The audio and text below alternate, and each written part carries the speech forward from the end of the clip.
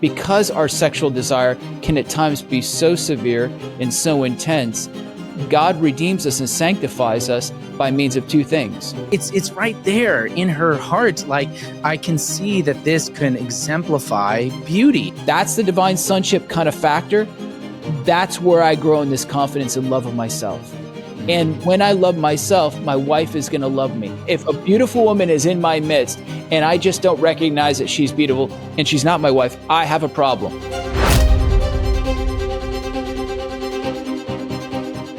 Hey everyone, thanks for joining us here on another episode of The Catholic Gentleman. We are your hosts. I'm John Heinen. We've got my close friend and father and author, Devin Schadt. Devin, how are you doing today? I'm doing great, John. Good. How's the fall? How's the fall up there? The fall of Adam, or? Well, we're going to talk about that a little bit today, but I guess that's where my mind is at, huh? Yeah, no, Iowa fall. Actually, I'm waiting for fall to kick in. Right now, it's like 90 degrees here. It's like unseasonably warm. You're like Texas. Kind of crazy. Yeah. And no rain for like the last 3 weeks or something like that. So it's just like pretty soon I'm going to look out. It's going to be the Sahara Desert in my backyard. And I'm going to be very be a desert father. Hey. A desert father. Yeah. No kidding. No, man. That's so like, that's a dad joke. Totally. That is a dad joke. Exactly.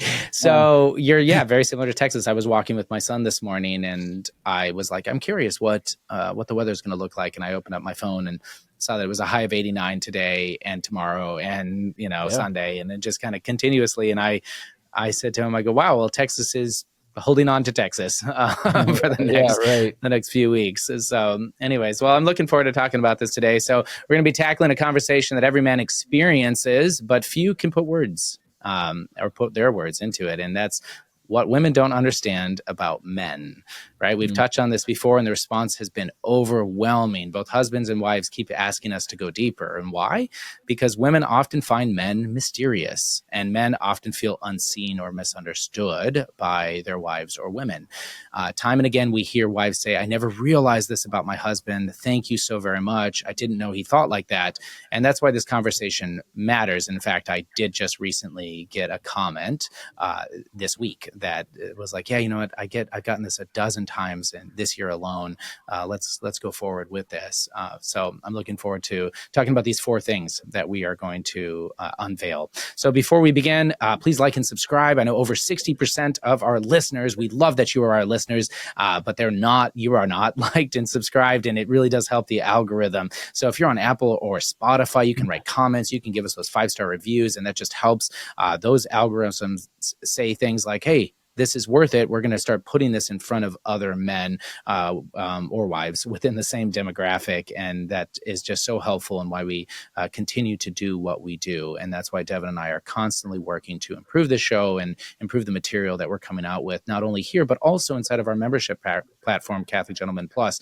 Inside of that platform, here we are in the month of the Rosary, the month of October. I love the Rosary. I love our Blessed Mother. And we're giving away a free handmade rosary made here in America for all of our new annual subscriptions. So if you head over to CatholicGentlemanPlus.com, you can see over 30 sessions, a bunch of guest experts and different meaty content and material that we're providing in there for all of our members. So I'm so grateful for those members. And here we are, moving forward.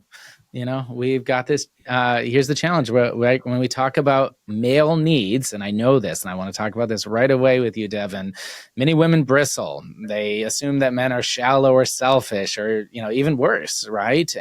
But the truth is far richer, right? The desires are hardwired in our brains by God.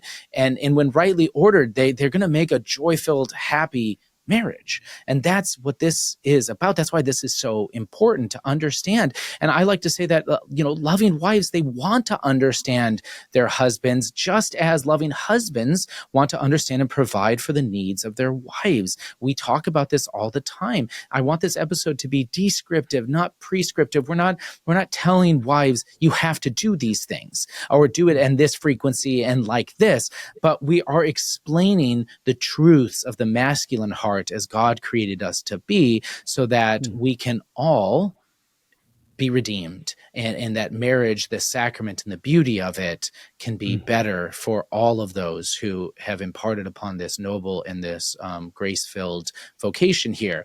And so it was my wife this morning who said, John, make sure that you're not a lawyer for husbands.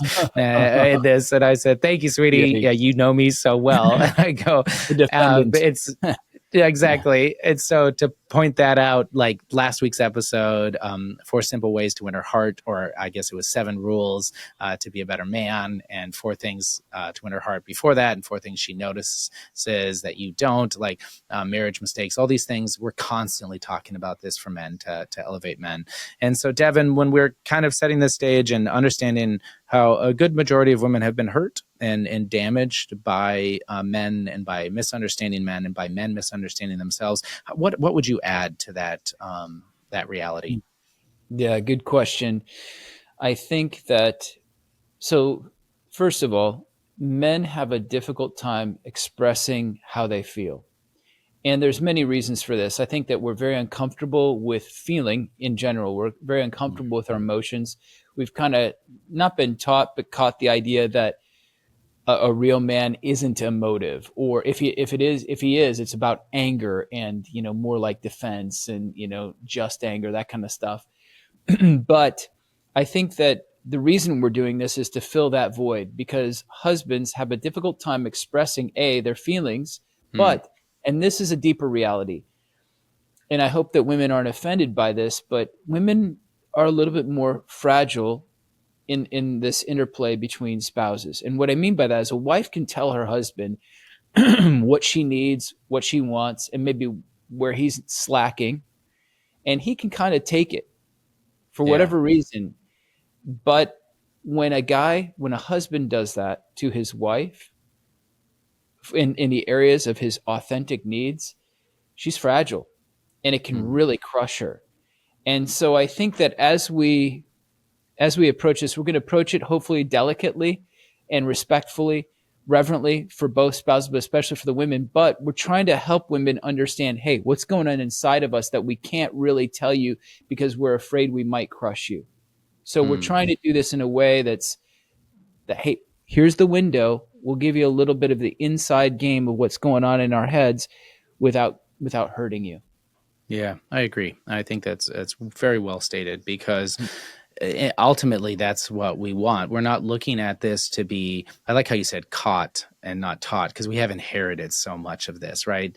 Like the confusion, the lies, we've adopted it from how our parents lived, and just society has changed so dramatically in the last 20, 30 years with smartphones and social media and just all sorts of good, but also the wickedness that comes with that, and every idea touted as fact. And so we're going to go into scripture as well, but coming back to what you were just saying, Devin, it's so important for men to be able to understand this about themselves, but also to express this to their wives in a way that can only elevate and enrich the marriage, right? Because that's why we got married in the first place, not for selfish self-seeking, right? But for the giving of others. And we talk about it all the time, that the heart of a man is sacrifice, and so, but at the same time, it is a two-way street. It's not just altruism and just this, like, motives that are never reflective on themselves or discerning in trying to better your own personal life. And so I hope that makes sense. And I hope, maybe please. right out of the gate on that point, we should just say that this is going to sound weak on behalf of men, but men actually, we want to be loved. We need love, and we need to be empowered by love, given love, in order to sacrifice for love. So it's not like we can just sacrifice from an empty kind of gas tank. Like if we have no fuel, it makes it very difficult for us to give and live and sacrifice. So we do need to have a gas tank that, in a sense, a love tank that is fueled and full, or filled, or at least somewhat, so that we can give what we've received back. I mean, obviously we're the initiator. Obviously we take the first step, but I'm just saying that I think there's a fallacy that somehow we men, we don't necessarily need love. We can kind of just like white knuckle it and get through the relationship as long as we're getting sex, or as long as we have money, or as long as the wife is doing what we want on a pragmatic level. No, we are fueled by love. That's the human That's being. right. So good. And actually it goes perfectly into a stat that I was going to bring out in this first point here, which is in this 2021 study, Murray and Brotto, where in all the men that studied, 95% of men say feeling desired by their wife is central to their love. And 95% could identify that and state that. And so we're going to come up with some more statistics as we go through here, just to kind of prove what the church has always taught and how God has created us. And so we're going to talk about 4 things, each of them unique in their own right, each of them important pillars of a man's life and how he receives love and receives communication.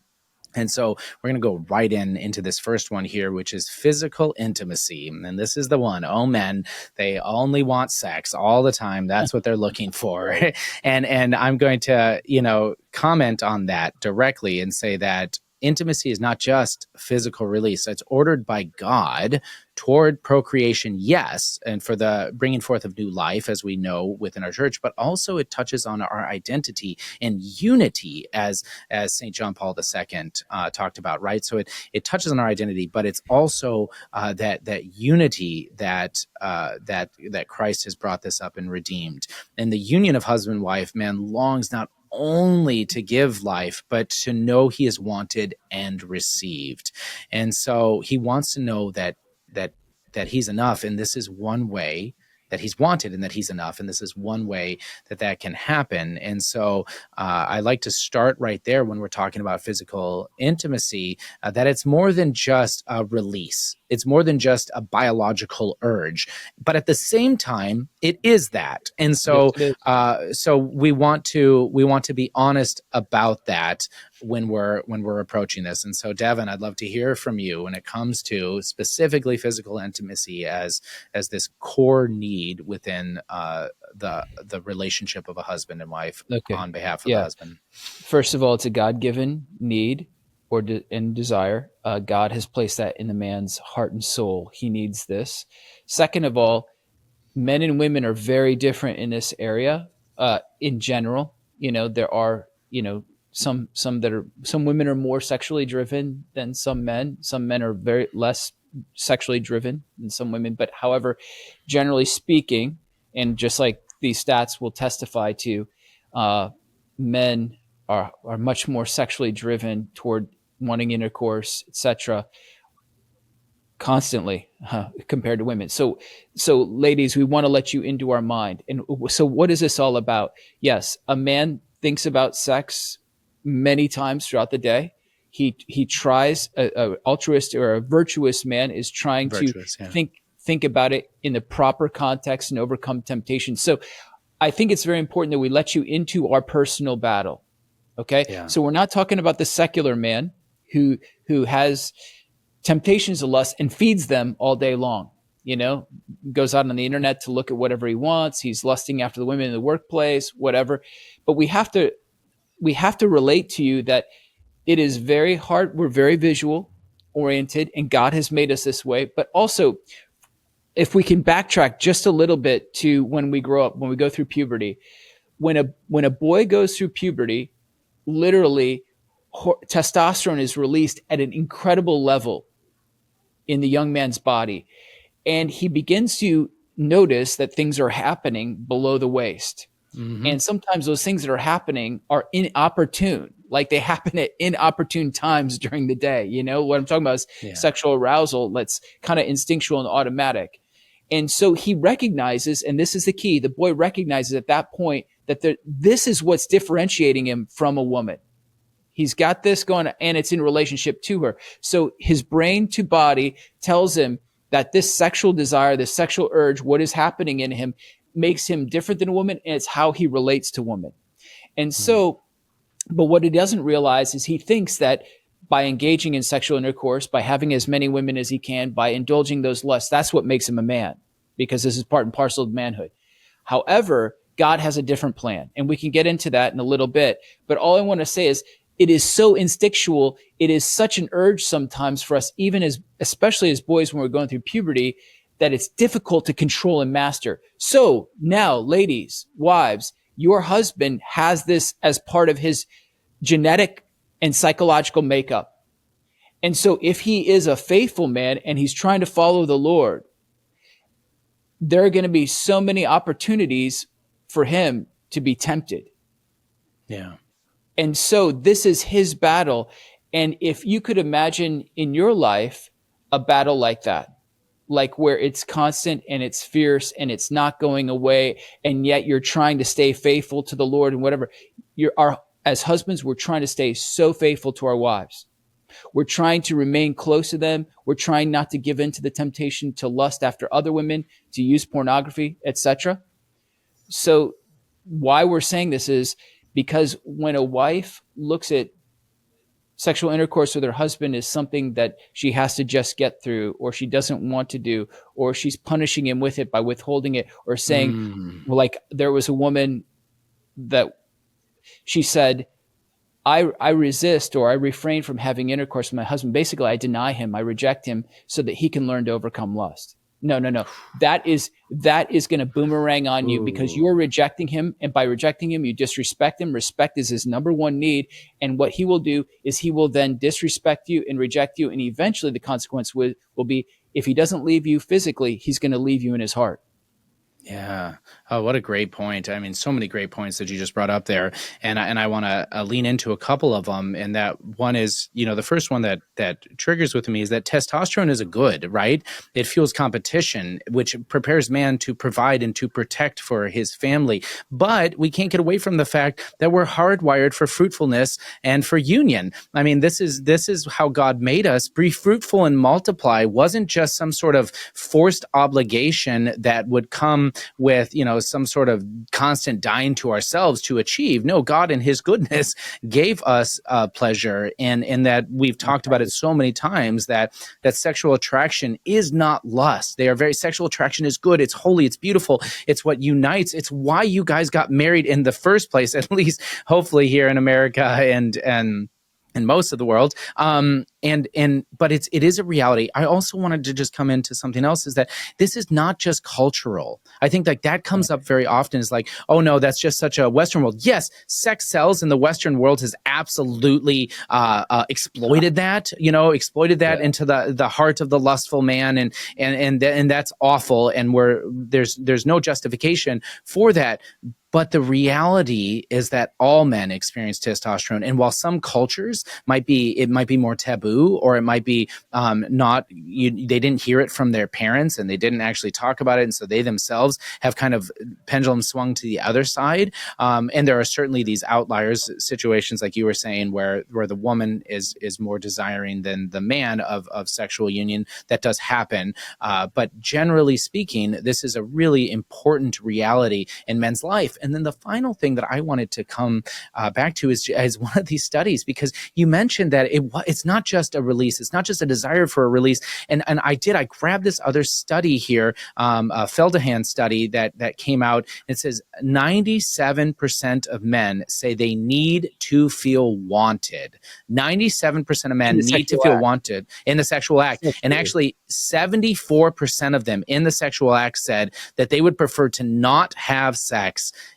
and satisfy that desire if it was a reluctant duty on behalf of their wife. 74% said they would prefer just not to indulge in that urge and that desire if it was just going to be, if their wife wasn't experiencing something positive and it wasn't unitive within the hearts of a husband and wife. So yeah, and why is that? Is because, like we said, the deepest core need of a man is to be respected. And a man typically respects himself and feels respected when he does something honorable, or he pleases another, or he succeeds. That is not a success to a man when his wife is just getting through it, or she's not interested, and he almost feels ashamed, or he feels like a kind of bit of a loser when that's all said and done.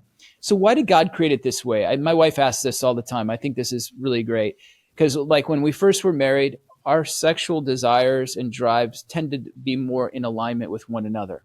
And then after babies, hormone shifts, things like that, Mine is still straight on. Like, Yeah. I'm driven, right? But hers, had a massive dip. So what happened? The hormones took place, and she,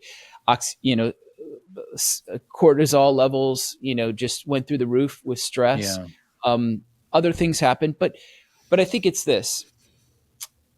So, let's say a woman's sex drive is lessening. The man's sex drive is still increasing or strong. And it seems like, oh my gosh, that's just such friction and such frustration and tension that's being created by this. Why did God do this? So that she could learn to give when she doesn't want to, and he can learn to abstain when he doesn't want to. And by that, the two grow in self-giving love, and they see that they love one another. And that actually is the component that fills their souls with Christ's love. Now, so how does this work for the man? A man, this is God's design. Because our sexual desire can at times be so severe and so intense, God redeems us and sanctifies us by means of two things: sexual engagement and sexual abstinence. So what I mean by that is we have to learn to engage in a way that's self-giving and not objectification or appropriation of the other. However, it's for both of our sakes, for unity and babies and bonding, all that. But then also there are times where I have to abstain. By engaging, the abstinence, that makes the abstinence even more difficult, because I'm conditioning myself to like that and get used to that and enjoy that. And then I abstain, and then I don't have that sexual union with my wife. But that is where God forges the man. And so it's this interplay of engagement and abstinence that actually teaches the man how to master himself in this area and how to learn to love in a self-giving way over just, what can I get out of this? On her part, she may not want to, yet she sees that it pleases him, and she sees that his respect level goes to the roof, and therefore she engages when maybe she wants to be abstinent. And that forges a deep, abiding union, because the key with needs in marriage is this: we will never fully satisfy one another, but when we see that the other is addressing our God-given needs, that goes a long ways, because then we feel the love of Christ too. Do you think Christ was just like, oh yes, the cross feels so good, this crucifixion is so great? No, it was awful. It was horrific and torturous, and yet he wanted to do it for the sake of his bride. That's love. Amen. And that's why, men listening, we came out with a great episode called How to Talk to Your Wife About Sex, because I'm so appreciative of you bringing this up, Devin, because it is the reality of my beauty in marriage as well, is that we had to learn this. We had to learn right when we started, right, is that I wanted sex exponentially more than my wife. And even when she was, younger and we were, we are fully in love, but we were youthful and a lot more energy. Let's just say that. But now, 6 kids, 1 on the way. Please pray for my wife. We've got our 7th child on the way. It's a different ball game in our 40s, right? And we've got we have everything you just stated, all the pains, all the loss, all the experience, all the weakness of flesh because of our strength waning and taking care of so many other kids and everything, and all the beauty that in place. This is not sin, right? That's the reality of life. And so the temptation, though, is going to be there in both ends. It's going to be for the husband to force and for the wife to refuse, instead of having that conversation together. And that's really what I wanted to drive home here, was this necessity to have a conversation about these things together. We lack a framework in modern society of how to have these conversations. My wife's working on this great book, Responsible Parenthood, where we go through just kind of bandwidth, and we go through these conversations. But when you are having these conversations on a regular basis, and you are constantly pouring forth love and sacrifice for your wife, we've all received it. We've received it, Devin, you and I, where our wife just wants to give to us out of love because she feels secure and protected in our love, and she wants that unity, and she wants to serve the husband or us as much as we want to serve and love her. And it's just this beautiful relationship and exchange of love in the communion of people. But it doesn't happen if we are ignoring each other, if we are hiding these realities, if we are actually intentionally doing something to harm emotionally, our spouse. And that's why I'm so glad we're having this conversation.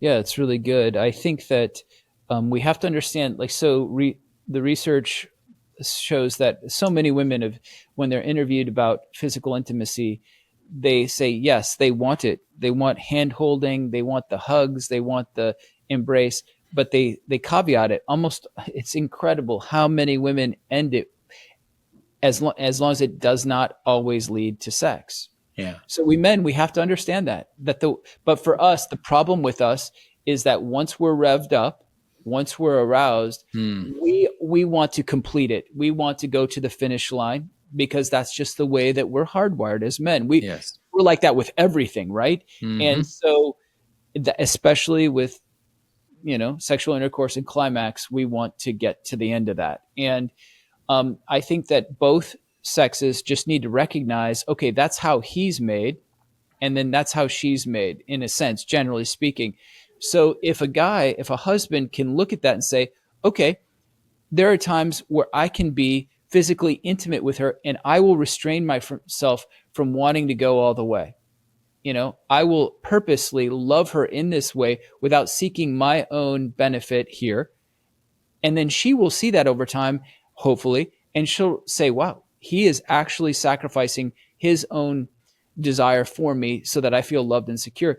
And more likely, she'll want to reciprocate where she says, hey, I understand this is a need of yours. Let's, at this time, let's go, the distance or whatever. I think that that's what marriage is all about, is that giving back and forth to where we address one another's needs. And then it kind of, there's a Passover, if you will. We talk about this all the time, where we go through that, that period of pain. And then there's like this kind of rest in one another where we like, oh, I guess she's not my enemy. She's actually in it for me, Yeah. So anyway. That's beautiful. And there's such a bond that can be formed within that as well. And, just in Huge. that. Yeah, exactly. And that's sacrifice. So we can keep on talking about this, but I want to move on. I want to actually talk about this next one, which is a very interesting one that comes with a lot of nuances as well. And that's a section, or this next point, her beauty, right? That a man desires the beauty of his wife and for his wife to be beautiful. And so I always like to start out with beauty is the language of the divine, right? And for a man, there's nothing more beautiful in life than his wife. And it's from the beginning that a man's beauty, a woman's beauty, her feminine beauty is something that he's longed for years before he knew her, right? We find women attractive.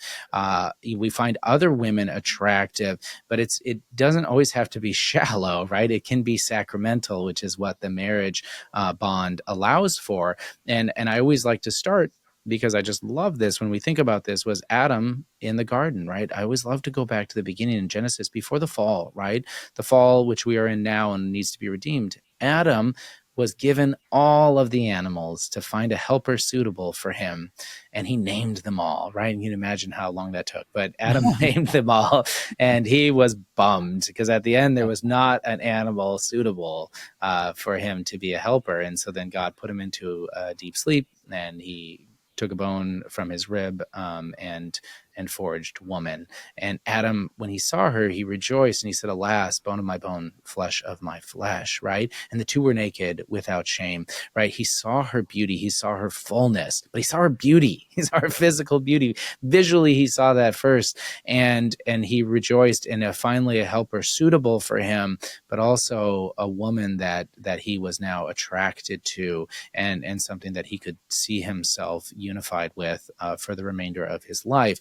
And so that is so beautiful. And frankly, I'll just finish it with this before passing it over to you, Devin. What you bring up, right? Fulton Sheen's comment, woman is the crown of creation, last in God's design, but first in his intention.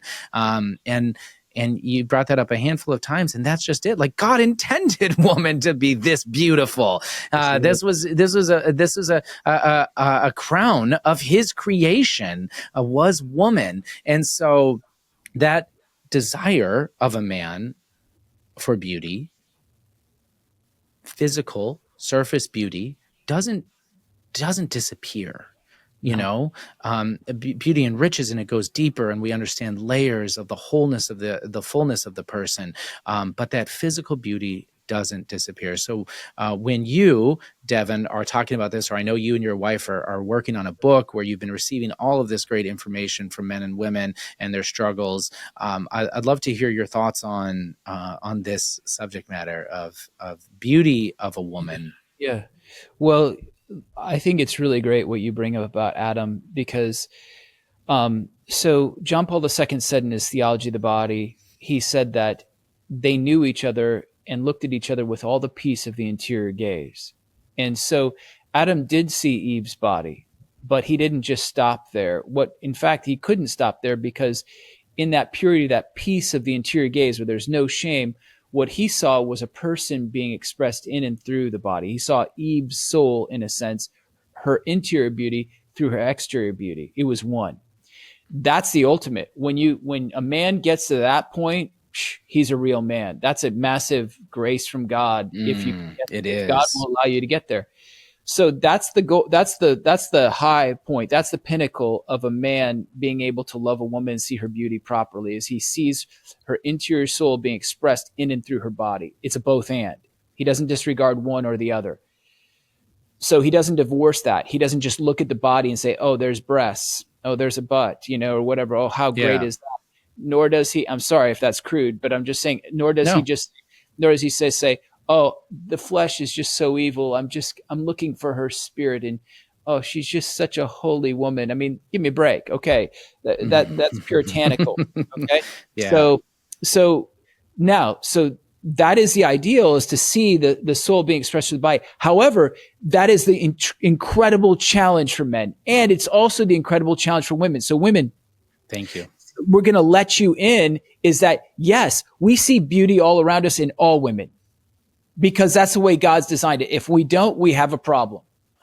If a beautiful woman is in my midst and I just don't recognize that she's beautiful and she's not my wife, I have a problem, because God created her to be beautiful. He created me to recognize that beauty and appreciate it and give praise to Him. So if I'm stuffing it, rejecting it, denying it, I've got a problem. Okay.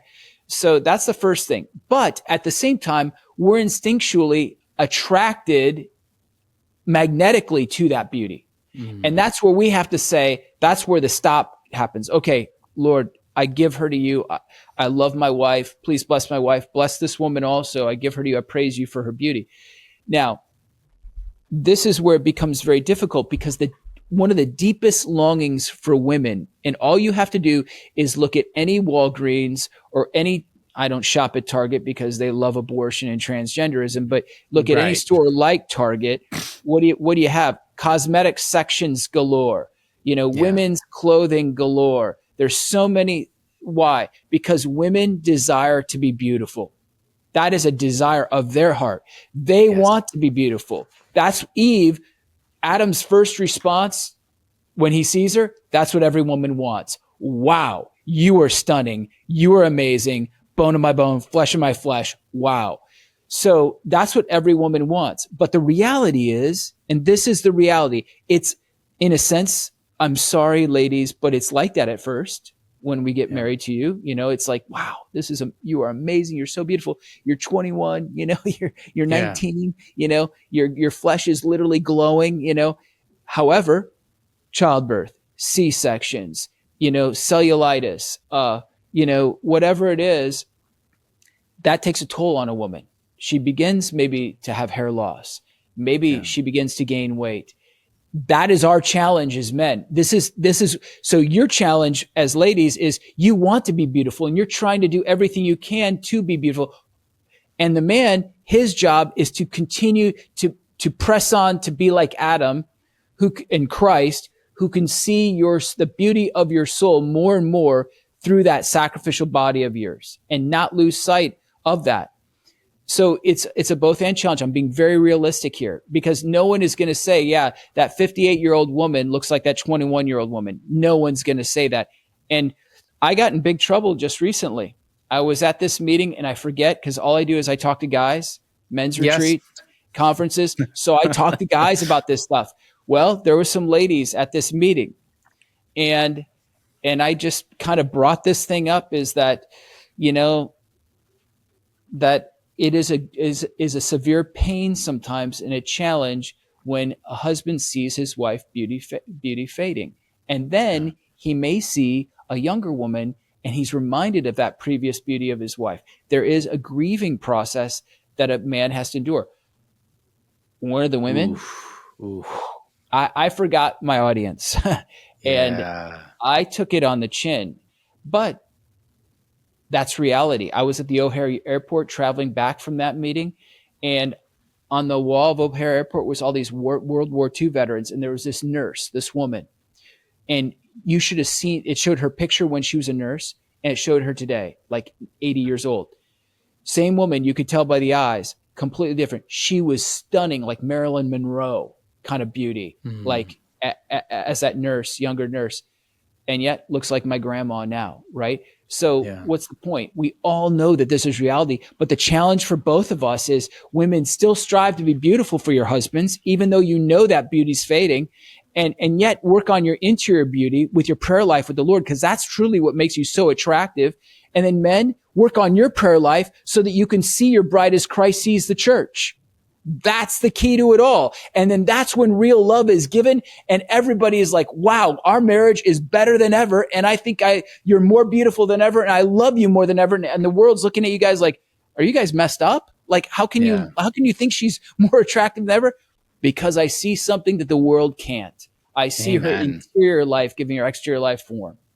Yes, and the man who is living exactly what you're saying, Devin, which is you and I striving, have experienced that. And I just want to double down on this notion of women desiring beauty and desiring to be beautiful. I have 2 incredible daughters, and Devin has 5. And I've got, I have a 13-year-old daughter and a 10-year-old daughter, and it's impossible to count the amount of times they've wanted me to notice their beauty. They've wanted their father's gaze to notice their beauty. It is beautiful. It's amazing. And I love it. And at the same time, we've got my 13-year-old daughter who's really wanting to wear makeup, like you were saying, right? And we have these long conversations about exemplifying your beauty, but not hiding it or not distorting it. And we're going through these conversations, but it's right there in her heart. Like, I can see that this can exemplify beauty. And so we're having to work through that, but it is at the heart of woman.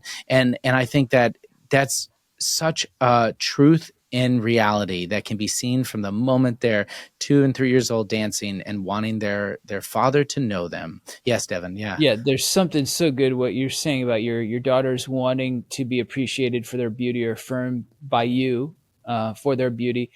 The truth, though, the hard truth is that if we do not affirm their beauty, they will look for that affirmation from boys that we don't approve of. And guys, this is the case with our wives.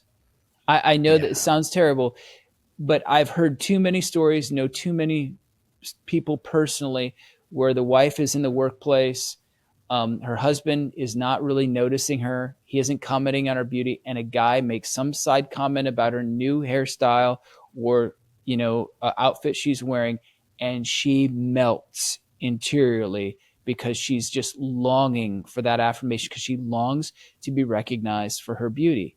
And so it's a warning that, look, we've got to express to her that she is beautiful, because she is. I don't care what kind of weight gain. I don't care what kind of C-section. I don't care what the issues are, hair loss, whatever. She's beautiful. Yes. And you need to recognize that, affirm that, see that, pray for that, pray that you'll see that. I was gonna say. And affirm her in that, because if you don't, I'm afraid that something else is going to come along. And That's even right. if she doesn't act on it, boy, interiorly, she might be. And it has to be sincere. That's just what I wanted to point out there. Your reflection and your witnessing and your comments on your wife's beauty have to be sincere. And if you are in a place that that's not possible, you got to start praying for that. You got to start practicing custody of the eyes, right? And so this is where the distortion comes. The other thing that I wanted to talk about, we brought it up on one of the episodes, but this is wives actually find this really difficult. So I'm so glad that you went right there, because we do get comments from that of wives are like, it's like I have to be a supermodel. No, the problem is that you're comparing yourself to the world, to other women in the world, and comparison is the enemy of joy. It is the hotbed of despair. If your husband has been comparing you, right, that's his problem. That's another thing that needs to be worked through. We're not condoning that or giving any sort of value or worth to that, but that's where we find ourselves in this culture, and that's why this is so hard for women. So we're trying to sift through the cultural reality to the heart of a man who finds his wife beautiful and finds women beautiful. We find women sexually attractive, and so that's where the joy is. But at the same time, that's where the temptations lie that men have to work through, but women have to work through it as well. Not comparing themselves to other women, etc. Or if they find themselves comparing themselves to other women, to turn it back to prayer, to turn it back. And when the husband and wife are relating to each other in a very open, loving, sincere, prayerful manner, all of this stuff can work itself out. And so, Devin, you want to say something, Devin, to that? Well, I just think you're so right. And we have to recognize that God provides the way through this, because like Dr. Flynn, he talks about how if a wife disrobes in front of her husband and she does have intercourse with him regularly, there are chemicals released in the brain that literally bond him to her and her to him, and actually, believe it or not, allow him to still see her as he once did before, earlier in their marriage.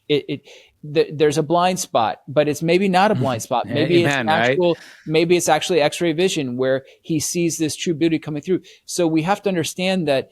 So the temptation here is this: oh, my husband doesn't find me beautiful. I'm shutting down. I'm not going to have intercourse with him. I'm not going to undress from him. Or I feel ugly. I feel fat. I'm embarrassed about my body. And no, my wife attended this women's group where this lady was leading it, woman we totally respect, but she was talking to the women and challenging them to disrobe in front of their husbands. My wife looked around the room, it was like this awkward moment, and she said that like some women were like laughing awkwardly. And then there was like some women, it was like they got stunned by a taser gun. They're like, not moving, not breathing. And then there's like one woman knitting, like just avoiding the whole thing. It's like, she's found her distraction in the moment. But my wife, like this was early in our marriage. My wife's like, you know what? I'm just going to try this because this is godly. This is holy. This is Eve before Adam. This is the way we're supposed to be, naked without shame. And what that did for our marriage was incredible because it bonded me to my wife, but it also created this incredible, tender trust. Like she is entrusting her whole self to me. And then I have to rise to the occasion spiritually to be trustworthy. That is not to look at the defects or the blemishes, but to see the beauty of her. And it's amazing still to this day. We're old people now, but still to this day, I see her as she is, as she once was. But it is as she is. There's a bonding. All these chemicals have been released in my brain to where I'm fixated on her. So then that's what combats all the comparisons. Now in my heart, I don't really want to compare her to anyone. And I don't think she wants to compare herself to any other woman because she knows that she has my love. I think that's when things become, and God graces that. And that's when things in marriage become, or that trust, that bond helps you to overcome the temptations of the world. So good. Yeah. And so I want to take a moment now and I want to remove from the physical and I want to go to something deeper and actually even maybe more primary within all of this, within the heart of a man, is his desire for respect. right? Men identify respect as love. So this is the third point that we want to talk about in the heart of man. And I'm just so grateful for this show and for you, Devin, for us and these conversations that we had here. I love to turn to Ephesians 5, where it says at the very end, however, let each one of you love his wife as himself. Each one of you, men, right? Love his wife as himself, and let his wife see that she respects her husband. Right there in scripture. Why did St. Paul not say love her husband, but he says respects her husband? And so, Devin, I just want to start by passing this over to you because you've been so helpful for me and my understanding and life of this. And I want to get your thoughts on this core identity of man in our desire for respect. Yeah. So read that first part again, because I think it's so important that we hear that loud and clear. Right before it says, wives, respect your husbands. What did St. Paul say? It says, let each one of you love his wife as himself. Okay. So do you notice what comes first before she respects him is that he has to learn to love himself.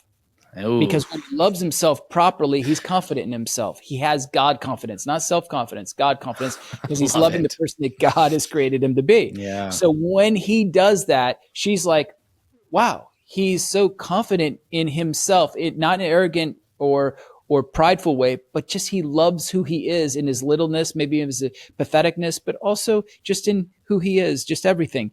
And she comes to respect it. Now, why is it so important for a man to be respected by his wife? Because as all the stats and the research shows that men, if you ask them, which would you rather have, love or respect? Yep. Men will say, what's the difference? Like there is no difference to us. Because why? Because we grow up as young boys. This is hardwired into us from the very earliest age. Who is the biggest man in our life? The biggest man in our life is dad. We chase dad. We fawn after him. We want his attention and his affirmation. Dad, look I can, run really fast. Dad, look, I hit the ball over the fence. Dad. Why? Because we respect him the most. He's the biggest. He's the strongest. He's the greatest in our lives up to about 10 years old. Yeah. And so a son instinctively wants to be respected by the man he respects the most.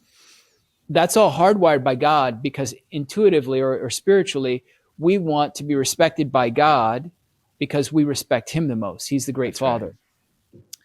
Now, that's hardwired into us. So the worst thing a woman can do, and this is like kind of getting into our framework, ladies, into our mindset, is disrespecting your husband, demeaning him in front of your friends, telling him how stupid he is for not doing the project right, or the toilet's leaking, or putting him down because he always wants sex. These things, even if he doesn't say it, internally crush his respect level. And also, even more importantly for you ladies, crushes his love for you. Yeah. Because when he is not fed with respect, he will not give respect ultimately. Yeah. Wow. So I actually have some studies just to further with what you're saying, and I think it's so good. So that Feldahans study with 400 plus men said that 74% of men prefer feeling unloved on a regular basis than disrespected. Yeah. And then I found an Eggerichs study that said 83% of men say the worst part of conflict with their wife is disrespect. And the reverse of that is 72% of women didn't say disrespect. They said unloved. Yes. Is what they feel. And that's that tension that we work through here. But I found another quote that I was going to interrupt you. And it said, Psychology Today, disrespect is men's deepest relational pain.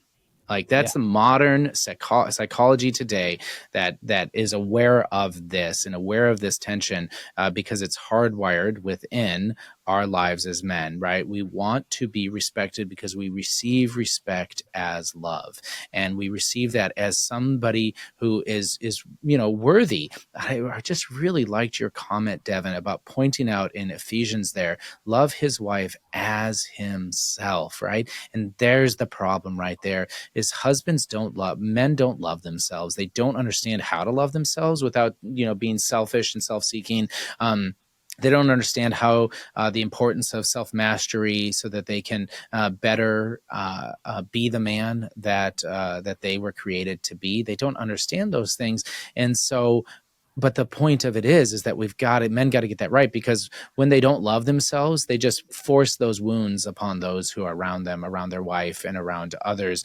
It is seen with abuse. It is seen with domination, and not with love or with leading and authority as been granted to him by God. So I really am grateful for you calling that out. It's the same thing as the golden rule, right? To love others as yourself. And The and if we problem is don't, divine sonship. That yep, there it is. Always it goes back. always comes back down to divine sonship, meaning baptized, adopted by God the Father in Christ, to the level that I believe that God is my good father and he has my best interests in mind. And if I understand what his fatherhood is all about, he's not Santa Claus, he's not a sugar daddy, nor is he a tyrant and a distant father who just wants to see me suffer. But if I understand that I am his chosen son, but that means that he's going to test me to perfect me, and I allow him to do that without hating his guts or blaming him for the difficulties in my life, but see that this is a process in which he's forging me into a real man. That's the divine sonship kind of factor. That's where I grow in this confidence and love of myself. And when I love myself, my wife is going to love me. When my wife loves me, I'm fueled with respect. Now, ladies, you're not to be your husband's cheerleader and fawn him and just pour That's out all right. this So good. affirmation on him, and because he's going to, like, first of all, at first it's going to be like, yeah, okay, great. Eventually he's going to hate that. What he really wants is respect, is respecere, Latin, to see again. So what he needs, what every husband needs his wife to do, is to see him again, to see his efforts. So we talk about this all the time, but St. Thomas Aquinas said the perfection of a thing is relative to its nature. So my wife does not expect me to be St. Thomas Aquinas, because that's not my nature. I don't have a gifted intellect like St. Thomas. My wife also doesn't expect me to be like Muhammad Ali. Okay. Because that's not in my nature. Okay. And God's not going to supernaturally grace me to be this incredible fighter and, go fight for milk like Cinderella Man. Like a butterfly. Yeah. Yeah. But when a wife can see her husband's nature, what he's beginning with, and then see how he's striving in that nature and how he's appealing to God and God is gracing him, she can affirm that. She can say, man, I see how you're sacrificing for us. Thank you, honey. Or I love what you did there. Or just thank you for all you do for our family. I know you, like, think about it. My wife is a homemaker. That's her great job. She's incredible at it. And it's incredible what she does for us.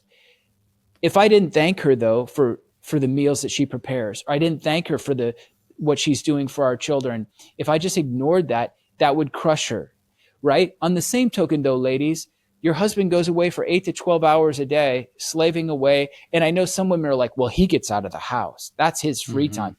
Oh, you don't understand then, because we are so stressed and overburdened and overwhelmed and performance-based that we feel like we're failing all the time.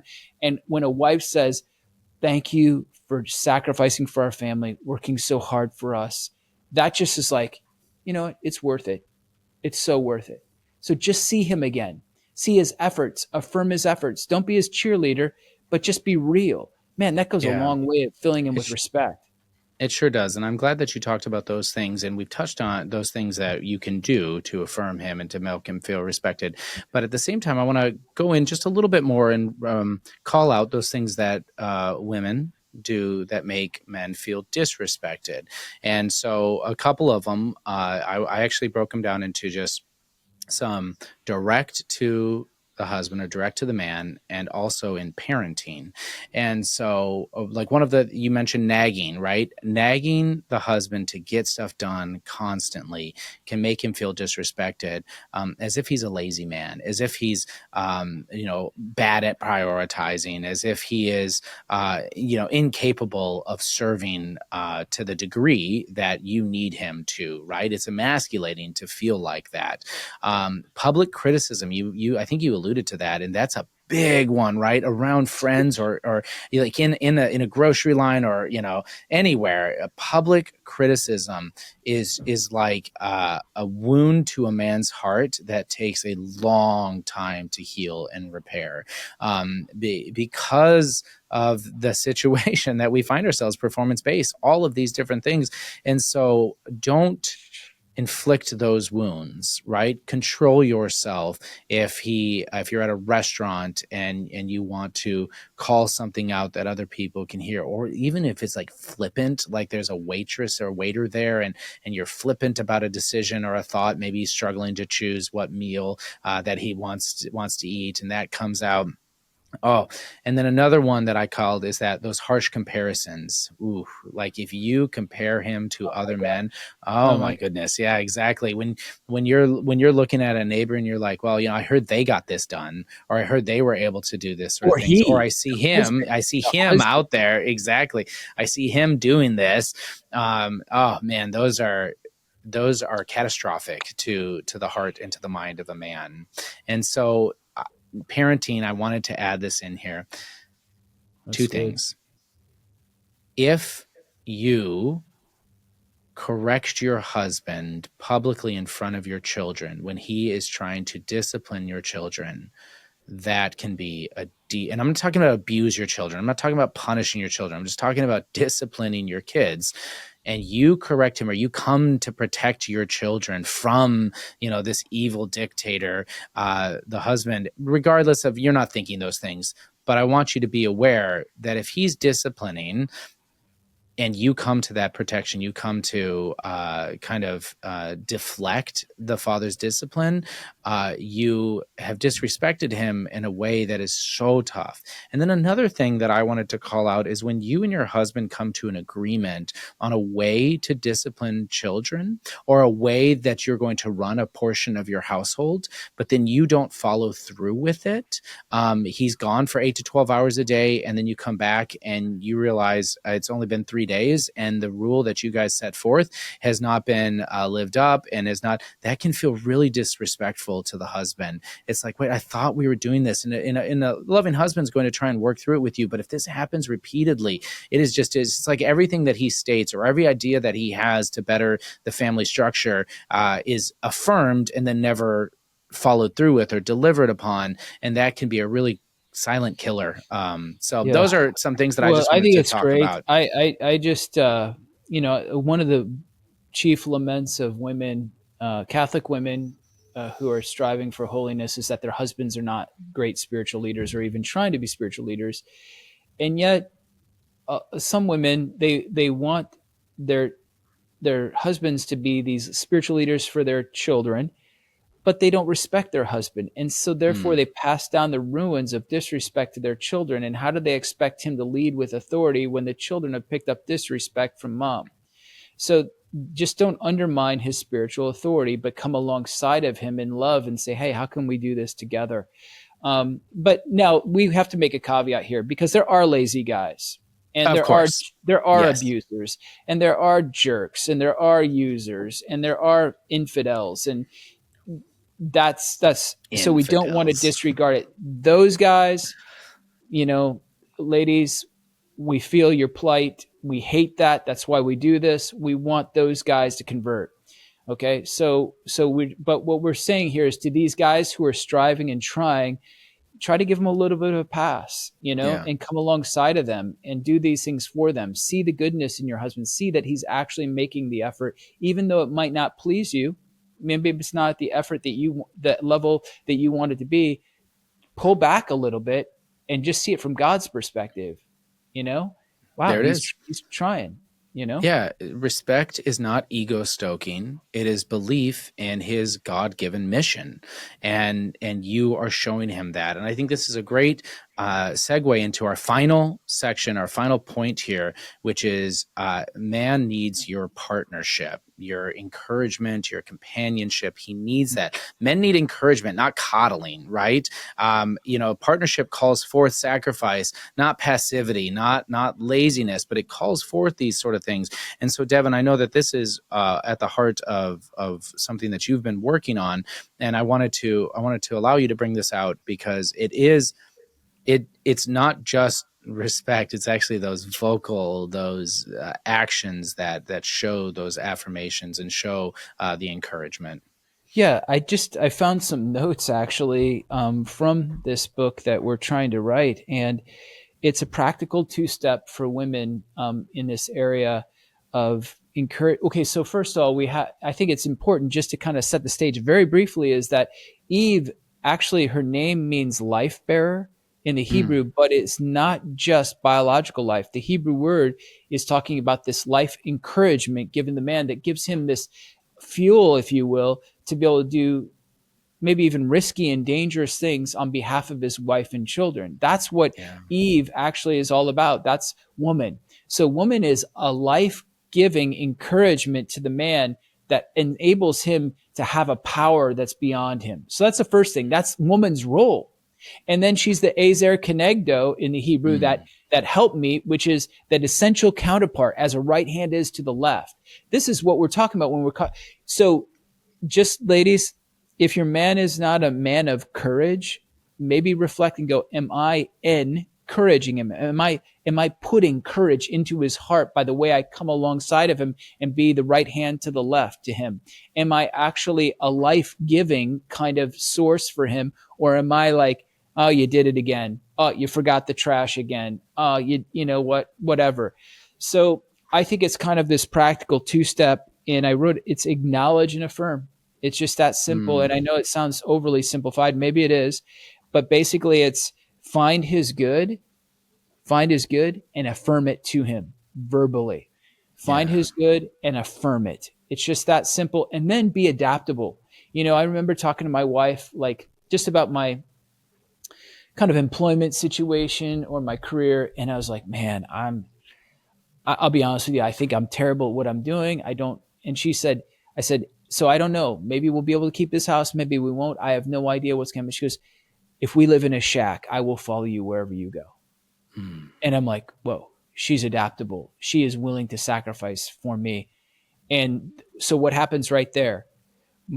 She's such an encouragement that my respect level goes way up. And I'm like, what does that make me want to do? Oh, I'm going to work harder. We're going to fight for this. We're going to win this, baby. I'm going to fight for you.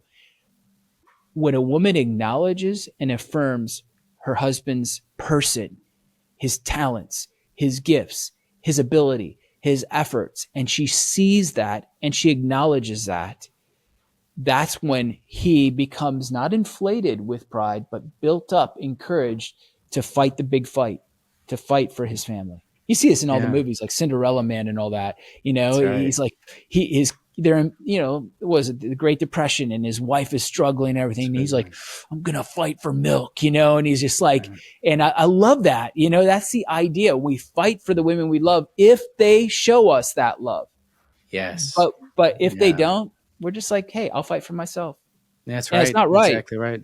Yeah, But agreed. Agreed. Not a pass, but I think it's so good. And so when I was thinking through this, and I love the fact that you just say that. Sorry, gear shift. The My wife and I moved to from Dallas Fort Worth, where we got married, to Michigan, to Kansas City, to Katy, and back to wow. Dallas Fort Worth. And she knew that I could get a job. I could get a job anywhere. I was so grateful, for the talents and the gifts that God has given us. But she believed in me, and so she followed me and she trusted me. And what an amazing woman is my wife! I'm so grateful for her in my John, life. you just hit on something huge. Okay, Yeah. this is so important that women hear this. It's huge. Respect is not like the tip of the cap or you lead prayer, honey, or oh, you're speaking, I'll just listen kind of thing. That's not what we're talking about. Respect is when you actually believe, honey, I know you got this. Honey, I know you can do this. Honey, I believe in you.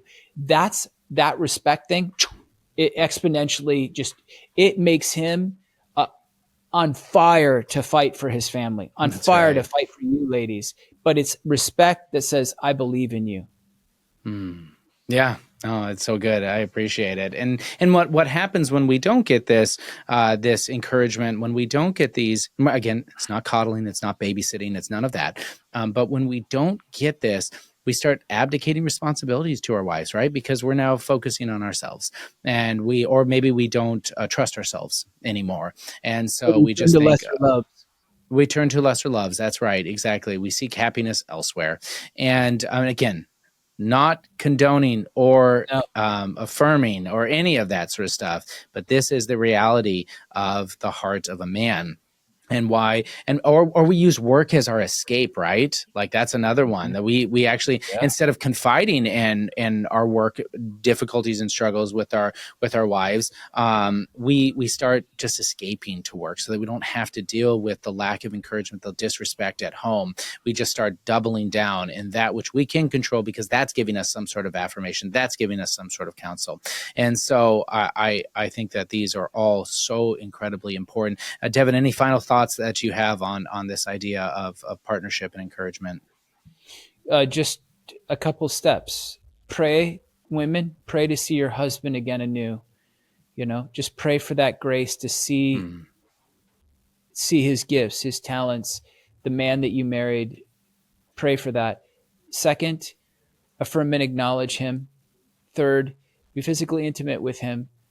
And there's so many stats that demonstrate that when a wife really is intimate with her husband, like he performs better at work, he performs better at so Yes. many things.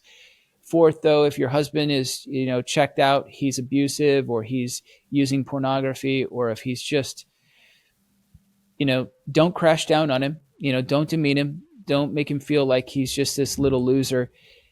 Just tell him that you're going to pray for him, you're going to sacrifice for him, and just ask him to get help, and that will go a longer ways in helping him seek that help than if you're just pounding on him saying, you're doing this again, you're ruining our lives, whatever it is, alcohol, whatever. But just say, I'm praying for you, I'm sacrificing for you. I know you can do this, I know we can do this together. Yeah, that's at the heart. And I think that's so good and so beautiful. And I really appreciate that. So I imagine you have a lot of questions. And if you do have a lot of questions, send them to us at podcast@catholicgentleman.com, or just leave them in the comments section.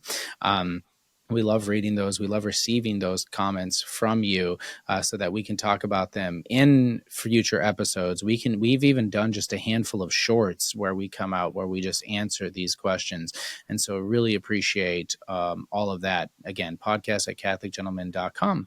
And so, Devin, you just mentioned it, physical intimacy. We talked about beauty, we talked about respect, and we talked about that encouragement and that partnership, and how it can all really edify and live and speak to the heart of a man and help him become the man that God has created him to be, and that the world needs him to be, and that you and your family need him to be. And so we all have a role to play within this, and the man will step into that role and to that authority when he's receiving from his spouse, from his wife, that which he needs. And so I really appreciate all that. So we're here at a moment in the episode where we like to do putting on the new man. And this is the challenge to men, to actually step into their role, to become like Christ for the family and for the world. And so I know we talked about a lot, and I would say that this week I want you to choose one of these 4 areas that you feel you've neglected the most, or you have missed the mark. And for men who are listening, I want you to pray about that reality. I want you to fast for that reality, for change within the dynamic of your relationship. And for wives, I want you to pray, and I want you to think through what you can be doing to put on the new man, to be Christ for each other, and to love as Christ loves. Devin, any thoughts on putting on the new man? No, I think it's good. I just I think it's good. That's great. Well, Devin, it's always a joy. I'm grateful for your thoughts and for these conversations. And just thanks so much. So as we end each of our episodes, be a man, be a saint.